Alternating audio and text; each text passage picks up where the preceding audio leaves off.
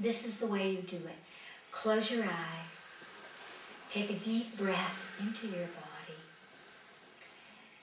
And just feel as if you're asking the cosmos to bring a frequency of light, a color, into you that will give you courage, that will give you health, that will give you clarity at this moment. And just see what color pops into your consciousness. And then whatever color comes into you, just take a deep breath and feel as if you're receiving it into your body. You might see two colors or a rainbow of colors. Just let the light come into your body.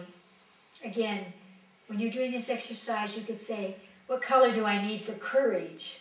Or what color do I need for harmony or peace? You could couch it in any terms. What color do I need to be successful in this day? And just draw it into you and fill your body with it until it extends back out of you, till you feel full. Take a deep breath and open your eyes.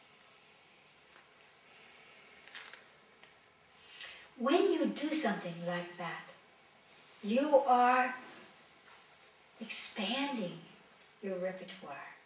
You are really allowing for miracles. You're allowing for something that you can't see in your intellectual mind, how it would come together. Because it certainly is an illusion to think that we have control in life and that we can actually see the way things are going to go. Because they always go, shall we say, differently or more in a more expanded way than we've perceived. And that's what we want to do right now. We want to expand so that all the possibilities that we haven't been aware of could actually come into us and give us the thing that we need or the thing that we want in a way that opens up our future. Because we're not on automatic pilot. We are dynamically interfacing. Even when we're sleeping, we're interfacing with all the rest of the people on the planet. And all that is going on, again, even as far away as our sun. So thank you for bringing that up and allowing me the opportunity to say, just take in from the highest octaves, and as you take that in, your daily life, filled with your intellectual conversations, will begin to change in a way that supports you. Yes. Great. Yes. Could you talk about the inner essences, the male and the female, how what their qualities are and how they kind of flow together? You know, it's so hard for us sometimes to access the inner male and the inner female because we are so burdened with our interpretation of what is masculine and what is feminine. Who has the power? And the classical thing is, well, it must be the inner male because he must charge out.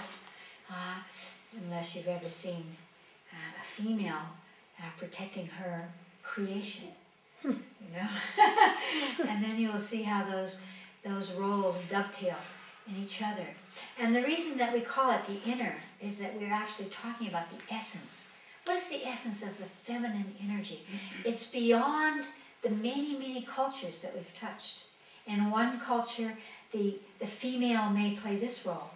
For example, I love to bring forward the amazing events in a particular tribe in Africa where when a birth is occurring, the man lays on the floor and writhes in pain on the ground and moans and groans, and the woman sits there until the baby pops out and feels no pain. And this is documented. What does that mean about human consciousness and the power of our perception of what you're going to do and what I'm going to do? Because no one would say that's possible. It is an event going on a physiological level in her body. How could she feel nothing and he feel it all when it's inside her body? So we are due for a new perception of yin and yang, masculine and feminine. But I would say that it is a dance between the two. And if you look at it one way, you could turn around and argue it the other way. You could say that the egg calls forth the sperm, so it is the egg that initiates.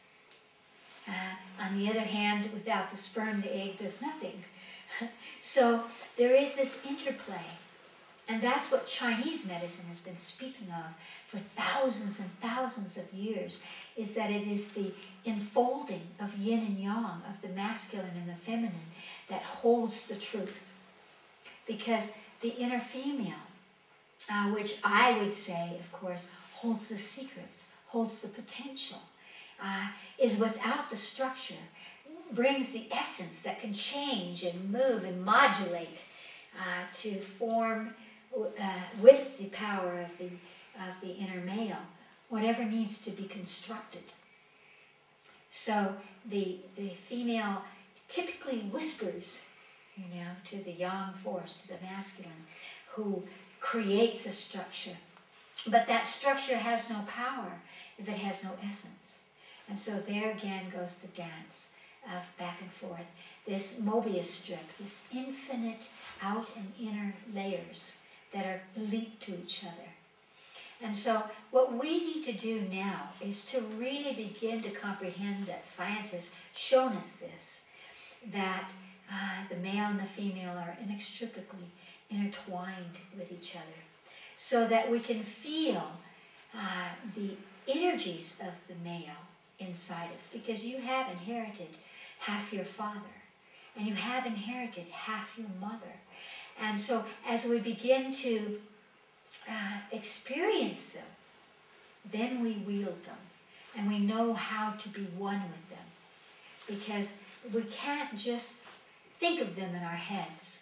We have to find, and that's why I'm saying to you, Denise, meditate on the possibility of the yang becoming the yin, of the male becoming the female, and in coming that female may support something in your female that allows the male to manifest something that hasn't been manifest up to this point. We can't know that, but we have to be able to touch it energetically, so that when we meditate on, let my inner female take form, for example, we can feel the way we have put her in the bag. We might see her as this flowing, beautiful spiritual being, and we ask our inner male to take form, and he's going to be the Roman soldier with the shield. Those are archetypes, but are they true for us? Or are they just repetitions of something we've already experienced? And so the more that we allow ourselves to enter into the essence of something, the more it can show us the next octave and the next octave and the next octave. And when we have a repertoire, that's why we do this work, the inner male, inner female, so that, for example, you could go into many incarnations of the soul, allowing your inner female to show you the way she worked through a culture, the power that she had in this culture, and the intuition she had in the other, and the love that she had in this one, and the creativity she had in that one. And by the time you've gone around the circle, your inner female will be changed, and it will be amplifying the possibilities that you have of wielding that energy in your life, in your body now, whether you're male or female, so that you can use that energy to create harmony, to create potential possibilities, to relax that, has to be this way, etc. And the same is true with the inner male. And so we on this planet have been so psychogenetically imprinted with our archetypes that it's hard for us to realize that we are in a kind of changing modality right now that will allow us to experience something that isn't in the reference points that we have been wielding.